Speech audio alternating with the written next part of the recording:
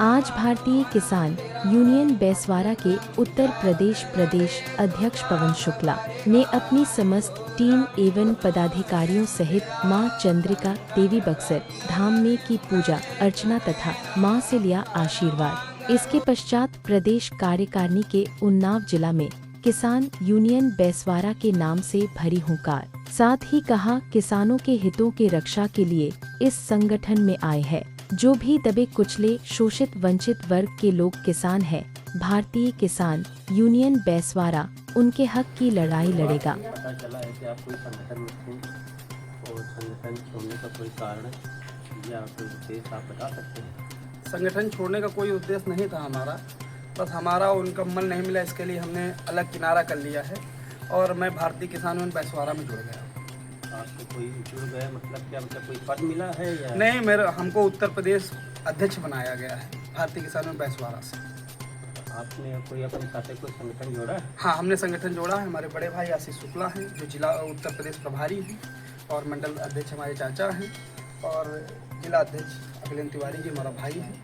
सब लोग हमारा रोज जाकर बढ़ रहा है संगठन और हमारी कल एक बैठक है जिसमें 150 लड़के जोड़े जाएंगे और संगठन विस्तार पे काम करेंगे। इस संगठन आपको नया मिला है, आप मेरे सदस्य बना गए, आपकी इसकी बात कार्यकारिणी क्या सिर्फ जिले में रहेगी या पूरे प्रदेश में? नहीं, पूरे उत्तर प्रदेश में हमारी कार्यकारिणी बनेगी, हर जिला अध्यक्ष बनेंगे, हर मंडल अध्यक्ष बनेंगे और हमारी कार्यकारिणी हर उत्तर प्रदेश में हर जिले में। आगे का आपका क्या उद्देश्य है? आगे का उद्देश्य ये है जो चीज़ें नहीं हो पाई वो चीज़ें आगे करने का काम करेंगे, जैसे किसानों का हनन नहीं होगा और किसान जो कुचला जाते हैं और शासन प्रशासन द्वारा किसानों के हनन होता है वो होना नहीं दूंगा कतई।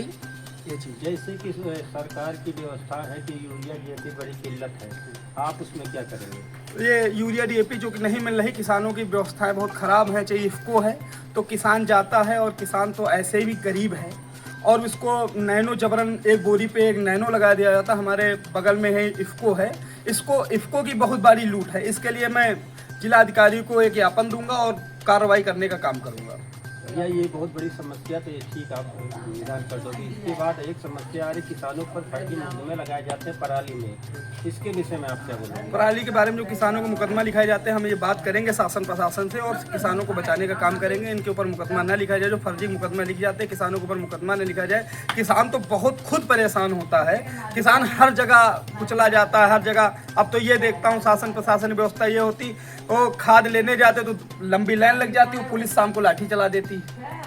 सरकार के विषय में आप क्या कहना चाहते हैं? भ्रष्टाचार जनता के एक मन में चल रही भ्रष्टाचार चरम सीमा में है, तहसील थाना ब्लॉक में, इसके लिए आपने क्या कोई रूपरेखा बनाई? रूपरेखा ये है कि सरकार वाकई में जहां देखा जाए गौशाला का मुद्दा अगर उठा लिया जाए तो हर शासन प्रशासन गौवंश के लिए तो एकदम फेल पाया गया है और तहसील और थाने जो हैं इनमें तो लूट मची है, इसमें तो दो राय है ही नहीं। धन्यवाद आपको इंटरव्यू देने के लिए, लेकिन आपसे मैं अनुरोध करूंगा इसी तरह आप अपने सब जितने संगठन के पदाधिकारी हैं उनको जल्दी जल्दी एक्टिव करें और जनता की सेवा करें। नहीं, बिल्कुल तैयारी है, कल से हम स्टार्ट कर देंगे। आज ही से स्टार्ट कर दिया, माँ चंद्रिका के दर्शन करके आए हैं, आज से हमने चालू कर दिया है। हमारा प्रतिदिन संगठन बढ़ता रहेगा और हमारे साथ युवा बहुत ज़्यादा हैं, बुजुर्गों का आशीर्वाद है, माताओं का आशीर्वाद है, हमारा संगठन जरूर आगे काम करेगा। तो आप माता जी के यहाँ दर्शन करने गए थे तो कोई काफिला कि या कोई खाली सादा उद्देश्य था? नहीं, उद्देश्य नहीं था, ऐसे हम काफिला था और हम दर्शन करने गए थे माता रानी का हमका आशीर्वाद लेने के। कल की बैठक है, एक परसों की बैठक है और हमको एक जिला अध्यक्ष उरई का भी जिला अध्यक्ष बनाना है, नियुक्त करना है, तो हमको 1-2 दिन में उरई भी जाना है। तो उन्नाव का बनाने के बाद फिर उरई भी करेंगे, तो इसके लिए हमने माता रानी का आशीर्वाद लेने का। आपको इतना बड़ा संगठन मिल चुका है प्रदेश अध्यक्ष, तो आपको इसमें कोई आर्थिक स्थिति बाधा तो नहीं बनेगी? नहीं, आर्थिक स्थिति कोई बाधा नहीं बनेगी। हमारे भाई हैं, हमारा बैकअप देते हैं, सारी चीज़ें हैं हमारे साथ। किसानी करते हैं, हम खेती करते हैं, हमारा भाई खेती करता है, कोई दिक्कत नहीं। आपके क्षेत्र में 2 और संगठन चल रहे हैं, आप तीसरा संगठन के आप पदाधिकारी बड़े बनाए गए हो, तो आपके लिए तो कठिन समस्या उत्पन्न हो गई, इनका आप कैसे निवारण करेंगे? कठिन ये है कि हम तो जब शुरुआत से ही कठिन, जब हमारा जो दूसरे संगठन में थे उसको हमने जीरो से शुरुआत यहाँ तक ले आके आए।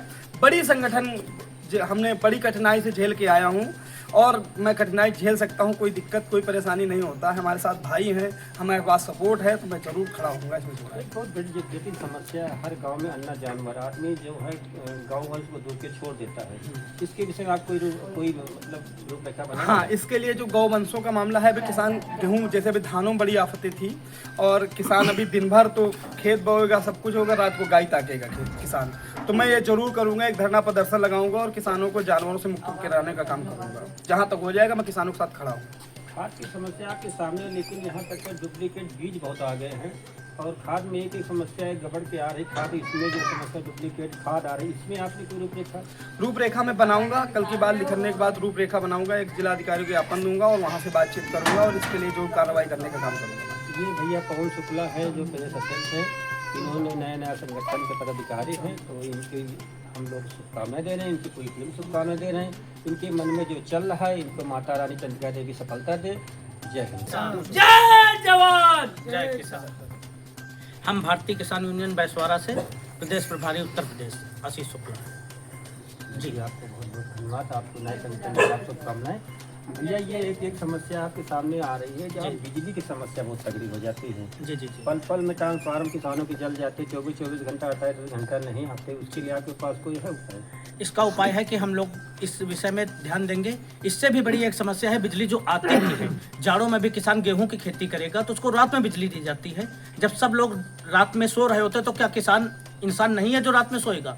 उसको रात में बिजली दी जाती है। इस विषय में भी हमारा संगठन कार्य करेगा।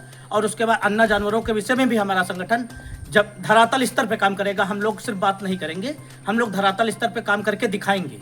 आप एक पदाधिकारी पूरे प्रदेश के बनाएंगे। एक हमारे कोई जटिल समस्या है, जो उन्नाव में फैक्ट्रियां हैं, उनसे जो है पूरी गंगा की पूरा छोड़ जो 22 किलोमीटर के अंदर का सब प्रदूषित पानी है, उसके विषय में आपके क्या उद्देश्य?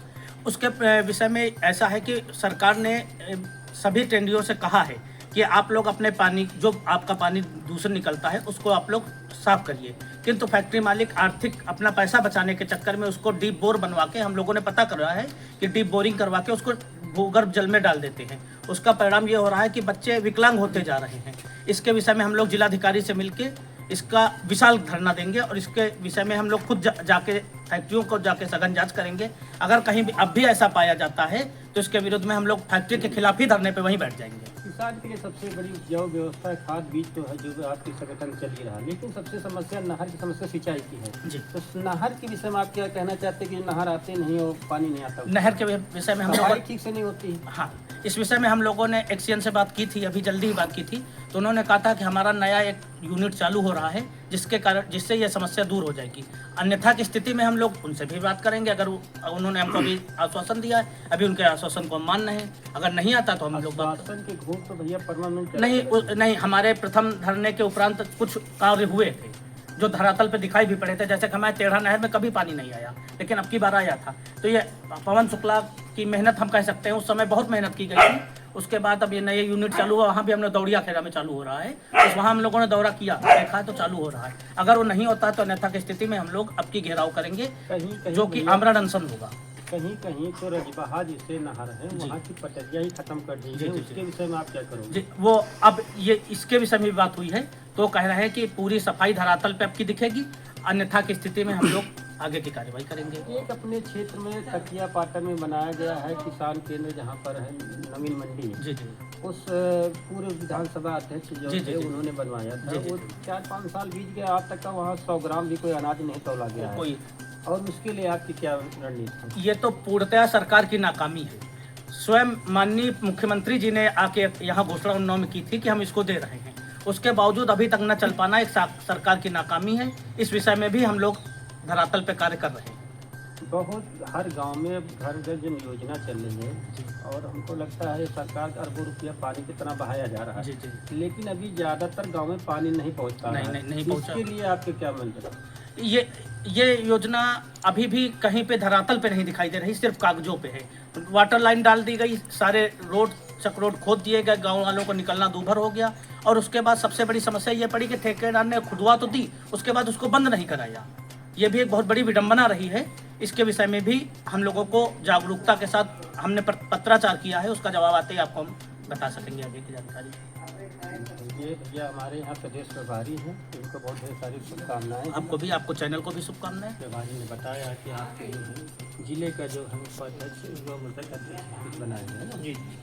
तो आप तो युवाओं के लिए संगठन के लिए काम करोगे, आपके काम से ही सबको प्रेरित होकर आपका तो युवा जुड़ेगा। आपको ये जानकारी बतानी होगी कि आपने क्या अपने लिए प्रोग्राम बना कर रखा, आगे के लिए आप क्या रणनीति बनाया। पहली तो चीज़ ये है कि हमारे बड़े भैया पवन शुक्ला प्रदेश अध्यक्ष के द्वारा हमको जिला अध्यक्ष युवा मोर्चा बनाया गया है। मैं पूर्णतः इस पर कार्य करूंगा। आगे संगठन के जो पदाधिकारी उनको जोड़ने का काम करूंगा, और जो जैसे आपने पहले पूछा कि खाद या अन्य विषयों पर चर्चा की हमारे पदाधिकारियों द्वारा, इस पर भी पूर्णतः काम किया जाएगा। और अगर कहीं पर जरूरत पड़ी तो धरना प्रदर्शन भी किया जाएगा। और इसके साथ साथ एक काम और किया जाएगा, जो भ्रष्ट अधिकारी हैं इनको हमारा संगठन नथुनी पहनाने का काम करेगा, और इस पर पूर्णतः काम किया जाएगा। ब्लॉक स्तर, थाना स्तर जो भी होगा इस पर कार्य किया जाएगा। हमारा संगठन सदैव किसानों में सक्रिय रहेगा और काम चलता रहेगा। गरीबों के लिए स्वास्थ्य सुविधा बहुत जरूरी होती है। आप नवयुवक हैं, नवयुवक के नाते हम आपसे बात करना चाहते हैं। अमीर तो प्राइवेट संस्था में चला जाता है, लेकिन यहाँ पर आप चले जाओ सौ सैयद विकापुर में है या जो भी है, अगर बगल अस्पताल है विकापुर से ऊँची गाँव है ना, तो यहाँ पर स्थितियाँ बड़ी ख़राब है। डॉक्टर नहीं रहते हैं, कंपाउंडर चपरासी और पट्टी मलान करता है, वो भी समुचित व्यवस्था नहीं। इसके लिए आपके क्या आगे की होगा? इसके की आगे यही व्यवस्था है, क्योंकि अभी हम लोग बहुत जल्द इस विषय में चर्चा कर रहे थे पूर्व में कि अपने बीघापुर जो सुबेड़ा आप बता रहे हैं, इस पर बहुत जल्दी धरना प्रदर्शन होगा, क्योंकि यहाँ पर की बहुत सूचनाएं मिल चुकी हैं कि यहाँ पर कार्य नहीं किया जा रहा है। इस विषय में बहुत जल्द इस पर धरना दिया जाएगा, और जो किसानों की समस्या है इस पर तत्काल इस पर काम किया जाएगा। वन विभाग जैसा क्षेत्र पर्यावरण के लिए सबकी व्यवस्था रखता है। हर ग्राम सभा में पेड़ पहुँचाए गए हैं, लेकिन पेड़ तो लगे नहीं, लेकिन पेड़ की कटान बहुत जोरदार थे। हर थानेदार और हर दलाल मतलब मिलकर पेड़ कटा रहा है। इसके लिए आपकी क्या व्यवस्था है? इस पर हम प्रशासन को ही दोषी ठहराते हैं, क्योंकि प्रशासन इस पर हम लोगों को सूचना देने पर भी प्रशासन इस पर कार्य नहीं कर पा रहा है। इसके लिए भी हमारा संगठन कार्य करेगा। जो हम लोग पहले संगठन में रहकर कार्य नहीं कर पाए हैं, वो भी संगठन में कार्य रहकर करेंगे, और धरना प्रदर्शन पर बैठेंगे। जो हो पाएगा, किसानों की समस्या कहीं पर किसानों का हनन नहीं होने देंगे। हमारा संगठन पूरी तरह काम करेगा। हमारे प्रदेश अध्यक्ष द्वारा ये पहले ही बता दिया गया है कि किसानों का हनन नहीं होने दिया जाएगा। उत्तर प्रदेश के अंतर्गत कहीं पर किसानों का हनन होगा, उसमें हमारा संगठन सदैव खड़ा रहेगा। सभी भाइयों को हमारी टीम की तरफ से बहुत बहुत शुभकामनाएं। आपका भविष्य उज्जवल है। इसी के लिए जय मां चंद्रिका की जय हो। जय जवान, जय जवान, जय किसान, जय।